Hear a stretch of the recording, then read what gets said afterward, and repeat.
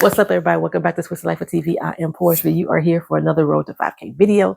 Thank you to all the new subscribers who have joined the channel since I started this process. This is about Gang of Roses, 2003 Black Western, with all-girl Western movie that was written and directed by Jean-Claude Lamar. Okay, you probably don't know none of his damn movies, child. He got a lot of them though. He got some movies, a series called Chocolate City. He got another series called The Band of Brothers, which is actually a Black Western as well. And it's a bunch of them. Okay, it's a bunch of them. Let me just say, he is the creator of what I would call Tubi movies. You know which kind I'm talking about, child.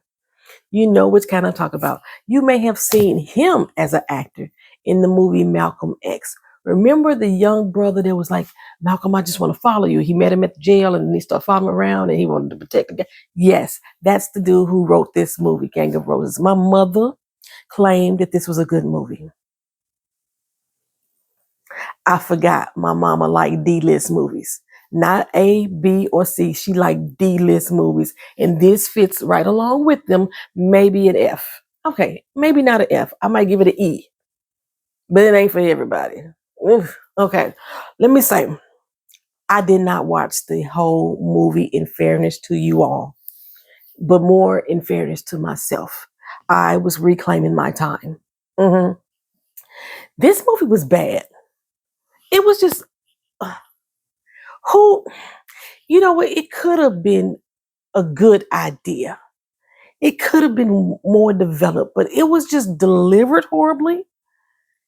And by the time I turned it off, I wanted to stand in front of the firing line in one of the damn saloons at the shootouts and stuff. That's what I wanted to do. Did I ever get to a shootout? Oh, we did get one shootout. I did get to a shootout before I cut the movie off. So the movie is starring Monica Calhoun as Rachel, Lisa Raye as Diana, Lil' Kim as Chastity. Have no freaking idea what Stacey Dash character's name was. And the Asian woman, I don't even know her real name or her character's name. Okay. Bobby Brown is in it as well. And we had a special cameo by Jesse Lee from Posse. When I saw Mario Van Peebles come onto the screen, I said, is he supposed to be Jesse Lee? I just looked it up before I started this. Yes, he was supposed to be Jesse Lee making an appearance into the doggone episode, child. This wasn't even in the same time period. Okay. They started this off.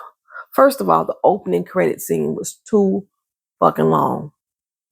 They started it off. You know, usually they used to have credits rolling at the beginning of the movie. Well, this looked like the end of the movie credits is how it started off rolling. And I was like, did they forget to rewind the movie? But I'm watching online. But that's what I thought. Did they forget to rewind this movie? You saw the credits rolling and it was a song playing. Honey, they played the entire song, the extended LP version of whatever this song was. 4 minutes and 24 seconds. We still rolling credits. 4 minutes and 24 seconds. Listen to this song.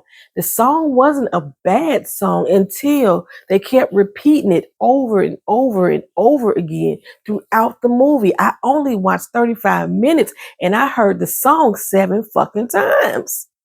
Like, what the hell? My bad. 6 times because one of the songs, no, it was 7 times. The other song that was Lil' Kim's song played at least twice.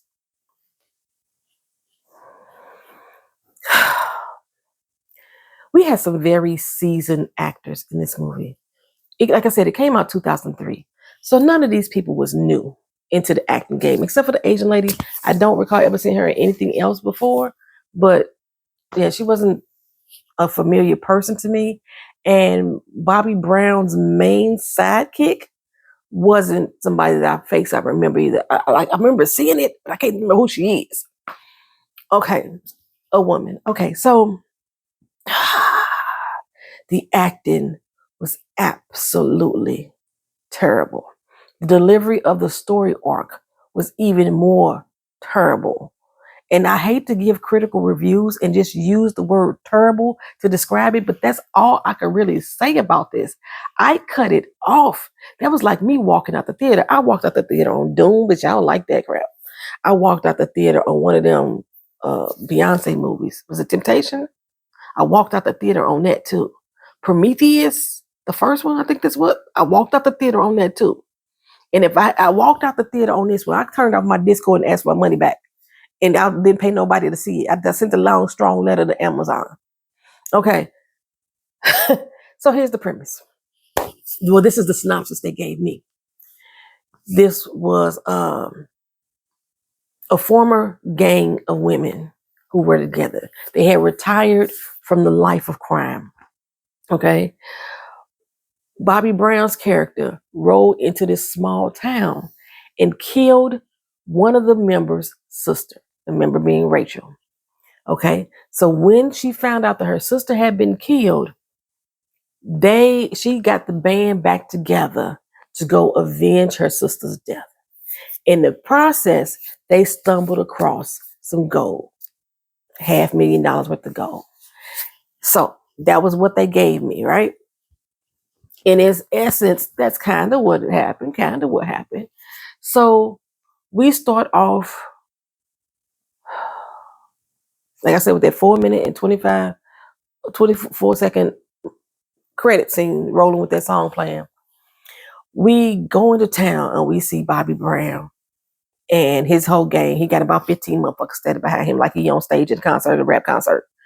15 motherfuckers standing behind him, locked and loaded, all of them frowned up like this. Talking with gold teeth showing. Good morning. I mean, just random ass conversation, but all of them frowned up. I'm like, why they got to put on the stank faces? So they go into this little town, I forgot what it was called, and they meeting with the law.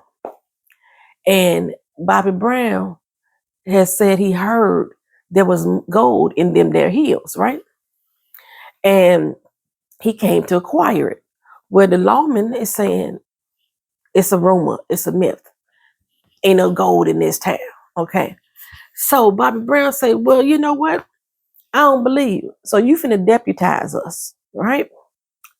And you're gonna deputize and make me the sheriff for at least 2 days so we can determine whether or not you tell the truth about this money. In the meantime, we heard that this city is rich for something else. And the one chick that's with his crew, women, she all this face with the screw face. I'm telling you, I'm being serious. I'm being serious with the screw face. Women, So the next scene we see is his crew pillaging the town of the women, snatching the women left and right, trying to beat them, trying to sexually assault them. And the girl pulls out one girl and she's trying to get her, and the girl is fighting back and she's scratching on her face and everything. And she's essentially trying to sexually assault this girl in the middle of the street, telling her she gonna like bitches if she let her give her a chance. She was a lesbian. And so this lesbian is trying to rape this girl in the middle of the street. So like I said, the girl fighting and everything, she punched her in the face, she scratched her in the face, whatever. And the girl got mad. You won't let me assault you, is what you're saying? So she took her gun and shot her. Bada boom, bada bang, dead. Okay, so the white folks in this town, now remember, this is around the time when Jesse James was robbing trains and stuff like that. Apparently this gang, the Gang of Roses, had did more robberies than Jesse, Jesse James is his name? Yeah, okay. Had did more robberies than them. But all these white folks and all these black folks in this same town, kumbaya like a motherfucker. There ain't no animosity. So the white dude who saw the event happen and taking place, no man in this town was trying to help these women out. These women were getting, like I say, just assaulted, but no man was helping. Not even the law against these 15, bandits. I want to say it was 15 of them, right? Okay, so I got dizzy real quick. Hold on.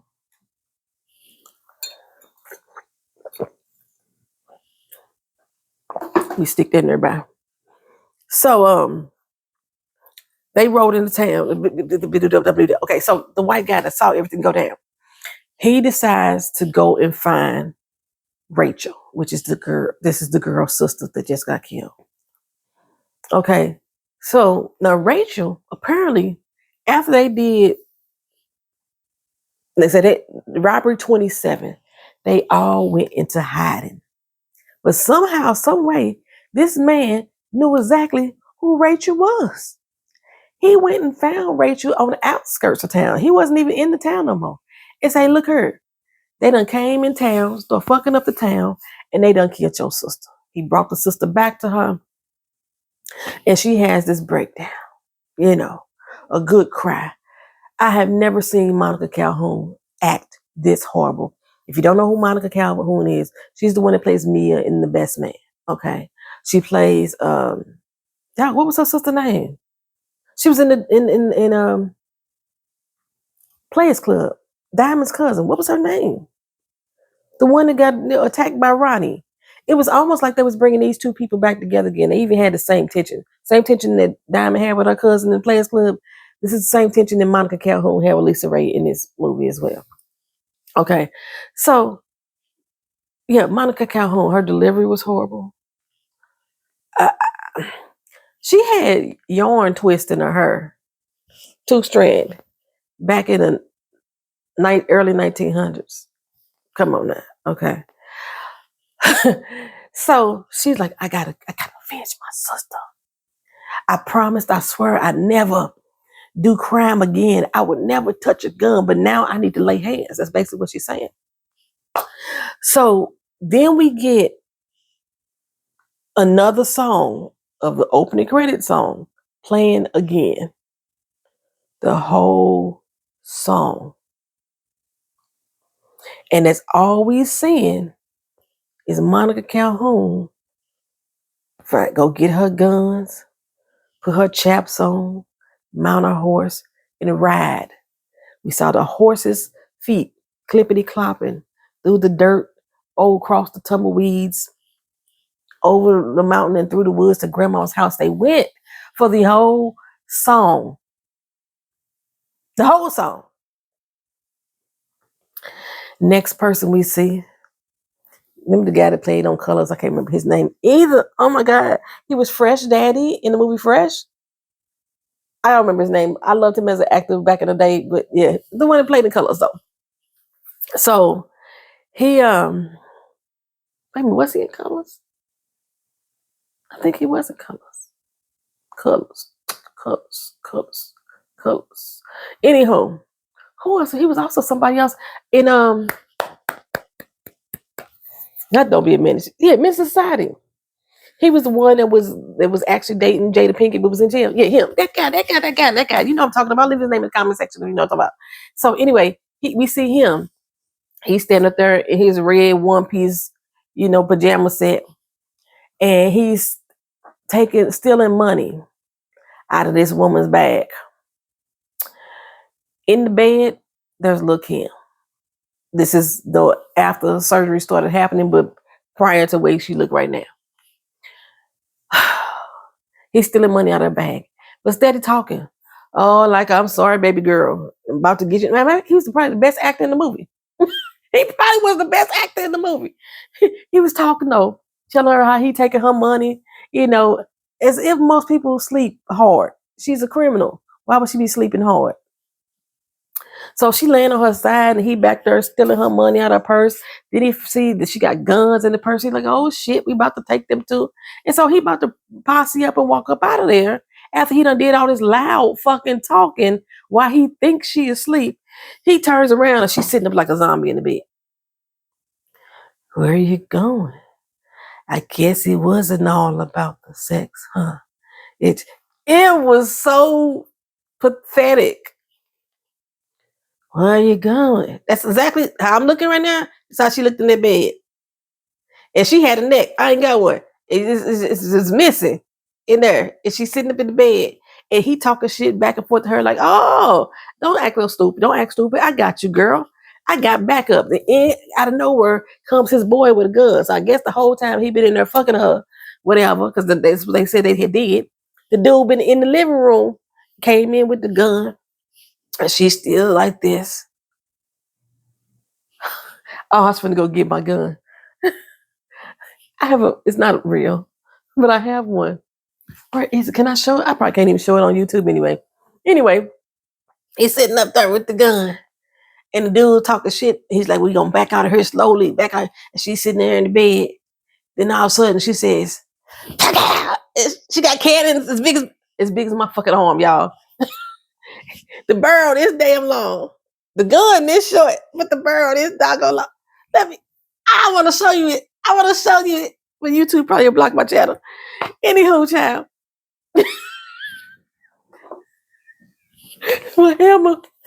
This is the handle, and this is the whole barrel. And she got two of them.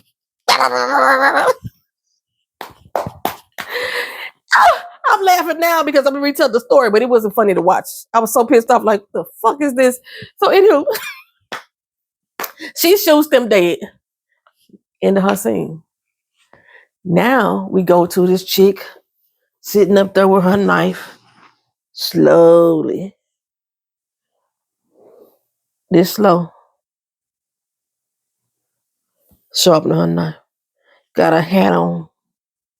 Tip down. She in all white. I knew it was Lisa Raye because Lisa Raye wear all white.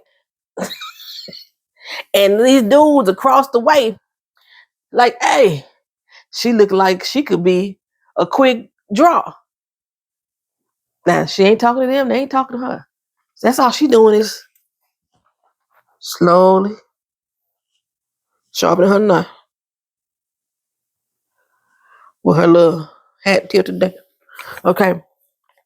And so the dude say, hey, so you a quick draw? She didn't respond. I'm talking to you. You a quick draw? She didn't respond. He got up in her face. I think he kicked his little boot on her leg. All of a sudden, she up and stab his ass real quick with the knife. Then sits back down. Goes back. Sharpening her blade. That's how we met Lisa Raye character Diana. The next thing we do, we go to a salon. This lady busted the door. My bad. It was Asian music. You know how in the Wii, if y'all ever played the Wii and y'all played the little kung fu, and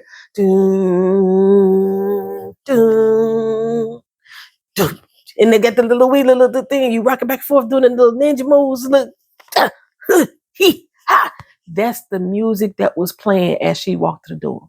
And if y'all watched a lot of martial arts back in the day, usually when they enter into the room, they speed the frame up. And that's exactly what they did with her. They sped the frame up, brought her on in. She walks over to the bar. The bartender, what can I get for you, ma'am? She takes her little gold leprechaun, spins it around on the counter, and we watch it spin for 39 seconds. I counted because I played it back. It counted 39 seconds. We watched that coin spin. Then she turns around to a table of dudes. I can't remember what they was doing. I think they was playing cards. But she approached them, and I don't even remember her situation. I was tuned out by this point. I'm gonna let y'all know I was tuned out. I don't remember what she went to the table for to talk to these guys about. But of course, they got into it with her. They told her to watch her mouth. They didn't know she talked to. She didn't realize that she was outnumbered. She kept talking in Chinese. And they was like, well, evidently you don't know what country you in, because she was speaking Chinese. And then he was like, you evidently don't know English well, because you know speaking in Chinese. She's like, I know English very well. She spoke in English then. And then he said, well, maybe you don't know American arithmetic because it's more of us than it is of you. And so he went to go reach for his gun. And then she reached for hers, pulled back her jacket, showed all her little midriff so you could see that her stomach was taut. Okay, you saw all that. And then all of a sudden she shot up all the damn men. After she got done shooting, the camera goes back to the bartender. The coin still spinning on the counter. He picked the money up and said, this ain't nothing about her shooting up his goddamn bar, salon. This ain't nothing about cleaning up the men, none of that. We move on. Now the ladies together. And Monica, having one of them set it off moments. Rachel, sitting there, So glad you all could be here today. But they mad as hell at her. Because apparently when they had that last job, she bounced on them and didn't tell them she was bounced. Usually when you have that type of situation, somebody would leave and they say they won't out. They tell everybody, this is it. This is the last one. It's the last hit. She said, fuck them, I ain't tell no shit because I watch movies and I know when people do that in the movies, they end up dying because the other person don't want them to get out the gang and they end up losing their fucking life because they try to get out. So Diana, or what's her name? Yeah, Rachel didn't tell them shit. She just bounced. They mad. It was supposed to be one of the biggest hits of their life, but they mad as hell. Left them high and dry. Now, when she did that, I don't understand why the other four just didn't stay together. Now, mind you, I've only mentioned 4 women. There's the 5th. But during this process, we get to see all the tension and animosity between Rachel and Diana's character. Rachel says she ain't helping her with shit unless it's something in there for her, okay? Then the Asian lady said, well, I heard there was gold in them heroes. So why ain't we going after the gold? And no, Chastity, which is Lil' Kim character, is like, I know all about that town. I could tell you. So she told him the story about some man that got left a lot of gold by his family and his inheritance. And then the man died. So he died. He had already buried all the gold in town. And then he died. And supposedly somebody buried him next to the gold, which is crazy because she just said, didn't nobody know where the money went? They didn't know where the money was when he was alive. They know that he buried it. Nobody knew where he buried it. And then he died a year later. And somebody buried him next to the money. Well, who buried him next to the money? Because evidently they know where the money is at. If they buried him next to the money. But nobody supposedly know where he was buried at either. This is the story that they going with, child. And so Lisa Ray character, Diana, and the Asian lady, like, we ain't finna go help you do shit. We ain't getting none out of this. She's like, it's my sister. My sister died. And they like, bitch, you abandoned us. Fuck, we care about your sister. Okay? So, look, Kim stood up. Hold up, chill. This is her exact words. Hold up, chill out. Okay? We ain't getting nowhere by doing this, y'all. Chill out. Calm down. That's She goes and talks to Rachel by herself, and Rachel like, I can't believe these bitches. When they talk about my sister dead, and they talk about finding some fucking gold. But look, him talks them into all getting together, and they finna go and go back to town. That's all they need to do is kill Left Eye. They didn't know who Left Eye was. At least Ray say, hey, it gotta be the one with one eye. Look for the one with the good right eye. And then look him say, well, he called Left Eye, so maybe he got a good left eye. I don't know why when I read the credits, I thought Left Eye was Lisa Left Eye Lopez. Turns out that's Bobby Brown. Screwface. They all Screwface in the whole movie. Okay, so they decide they finna go to town and go handle business. Next scene, Stacey Dash. She being hung. She got like a list of crimes. The first to her name, the 7th of the Andals, the king to the Westeros, the Lions of the Dragons, the king of Mufasa. She got a list of criminal activity that she being hung for. And they like got the whole town out there watching. And everybody just shaking their head like, despicable person. Just despicable.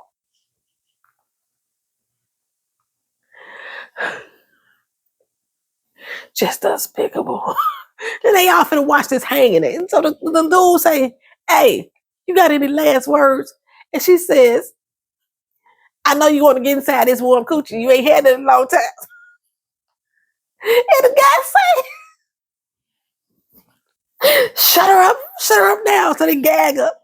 And they pull the rope to kill her, right? And she just dangling. And hanging by her neck. Just dangling her. She ain't dying. Just dangling. If her neck had snapped properly, she would have been dead. But they say that sometimes it don't work. And so she's still there hanging and dangling. And then, pow! Somebody shoots the rope. We look up. It's Jesse Lee from Posse. He said, You got it now, ladies. And then he takes off. And then gunfight ensues in that town. And after they do all this gunfighting back and forth, back and forth, back and forth, they get Stacey Dash's character and they rescue her and they ride off. And then they ride off and they in the middle of the night by this campfire, and there they go again, debating on whether or not they should go get this gold. That's all they was worried about. And her and Lil' Kim's character, they got into it over who had the best shot.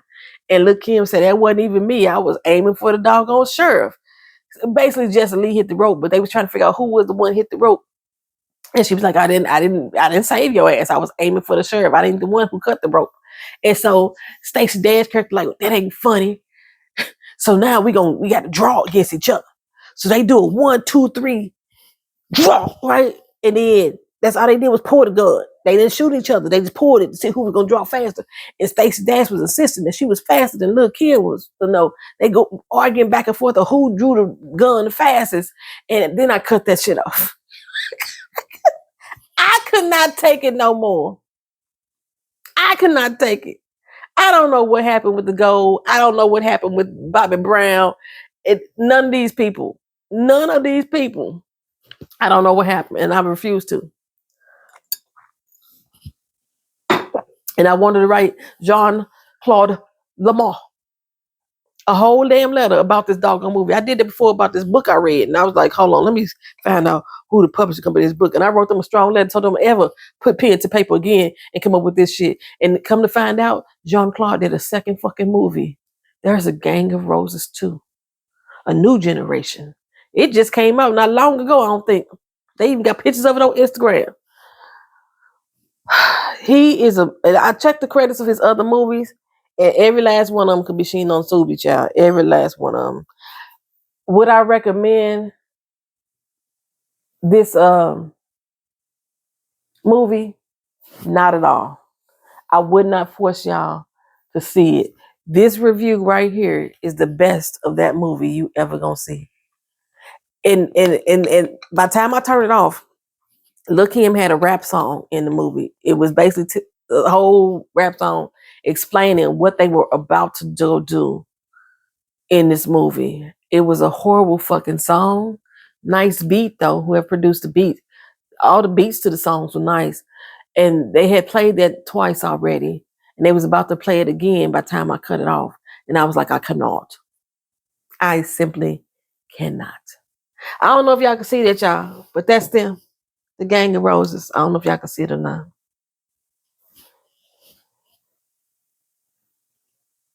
Don't do it. Just don't do it. I'll see y'all in another movie. Talk to you again soon. Peace.